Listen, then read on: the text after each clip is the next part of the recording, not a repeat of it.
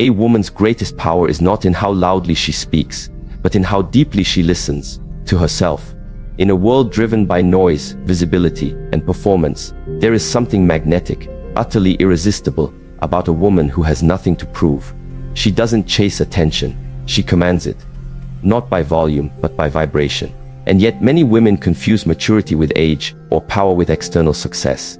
But true maturity is energetic, it is spiritual, it is psychological. It shows not in how you react when things are smooth, but in how you respond when storms arrive.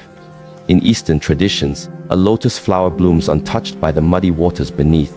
That is the metaphor of a mature woman. She is grounded, rooted, and nourished from within, making her beauty inevitable, her presence unforgettable. Today, we explore 6 habits that do not make a woman just likable or attractive, but undeniably irresistible. Not for her outer beauty, but for her self-mastery, her stillness, and her deep inner clarity. Let us begin. A woman who has matured not only in age but in consciousness carries a quiet power. It does not clamor for attention, nor does it seek to dominate a room. Rather, it is the kind of energy that compels people to pause, to look again, to feel differently in her presence. This kind of woman has cultivated stillness, not as an occasional practice, but as a daily way of being. And from that stillness, her words emerge with weight. Her silence, even more so.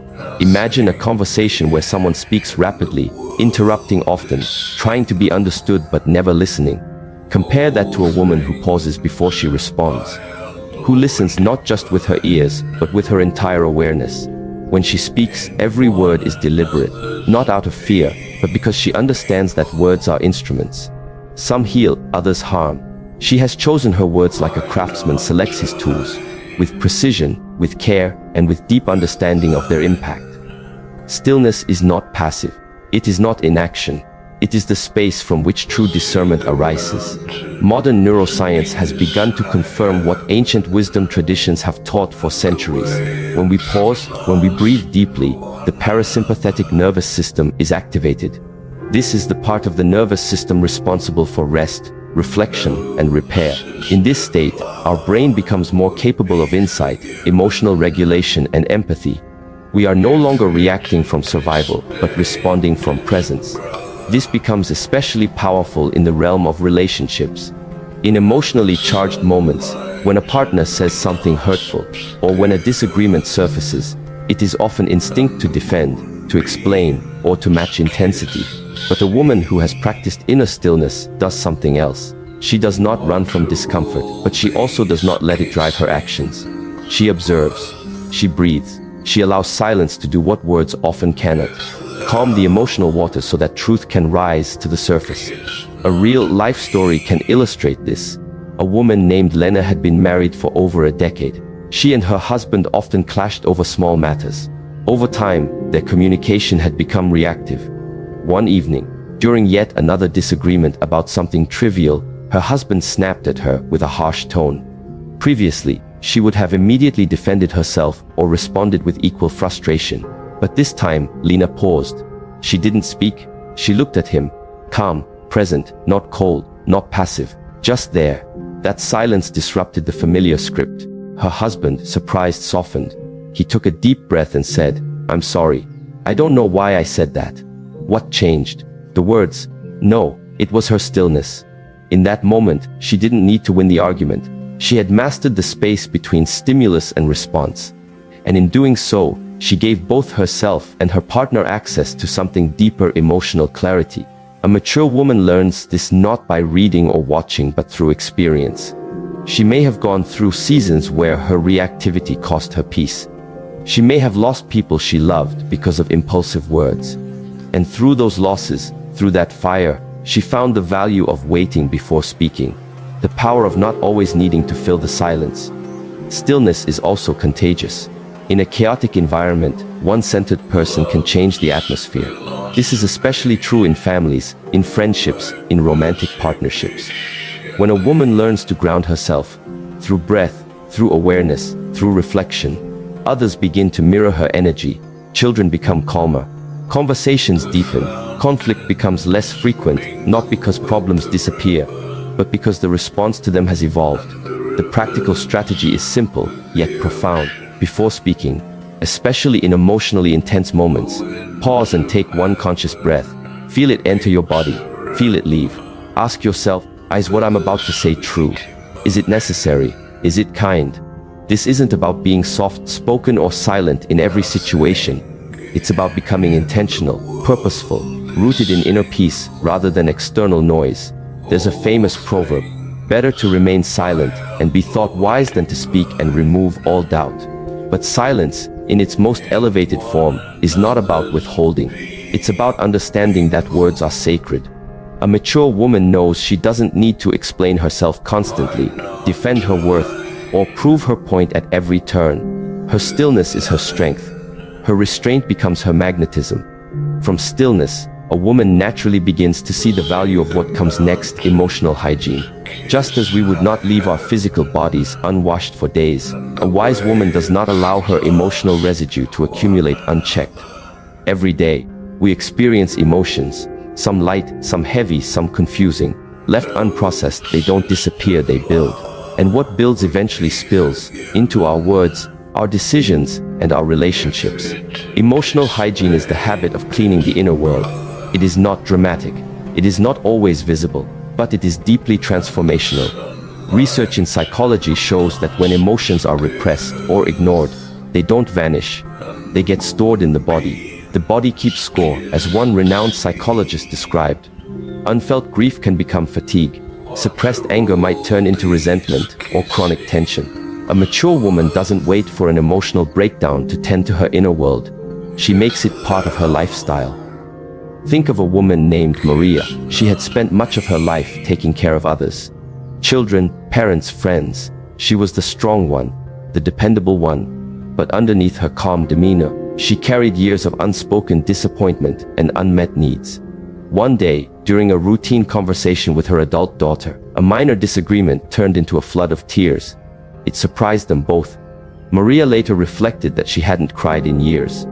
She had kept moving, kept doing, but hadn't felt. That moment became a turning point. She began a daily practice of journaling.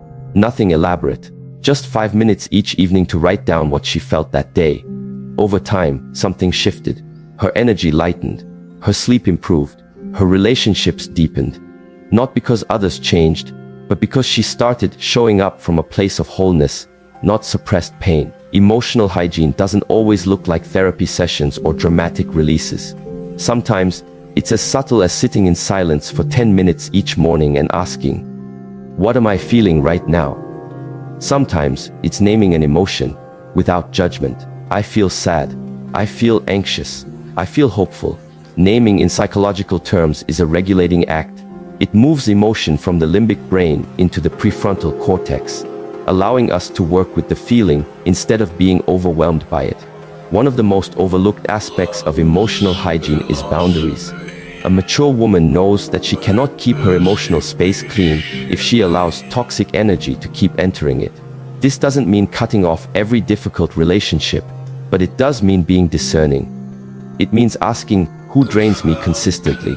Where do I leave feeling confused, small, or agitated? Who do I feel safe being myself with? These are not selfish questions. They are necessary ones.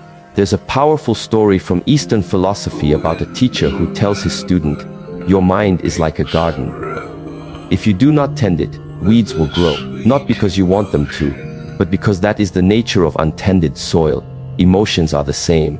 A woman who wants clarity, emotional depth, and relational peace must learn to tend her inner garden.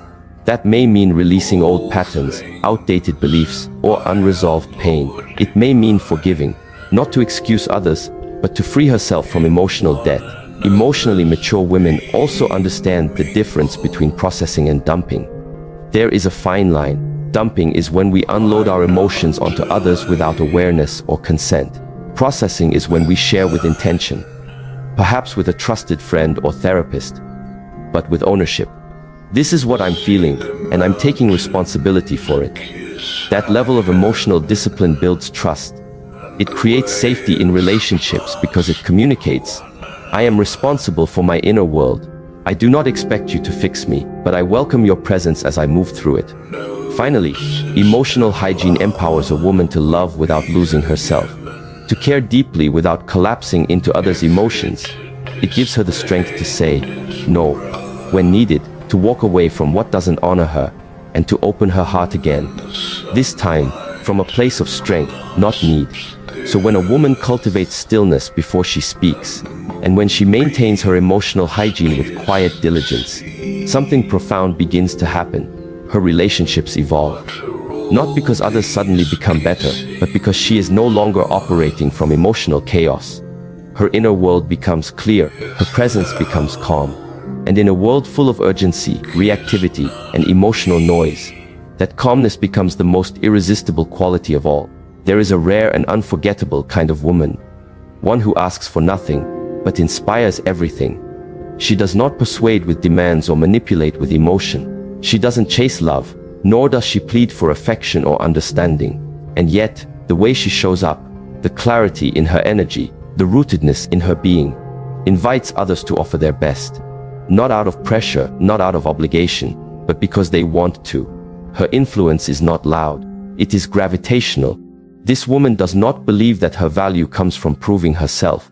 She has passed through the phase of needing to be chosen, validated, or pursued, not because she has grown cold, but because she has grown whole. She is connected to her own source, and from that inner source, she creates a field around her that inspires others to rise. In relationships, this kind of presence transforms everything. When a woman is no longer centered in expectation, when she is no longer looking for someone to complete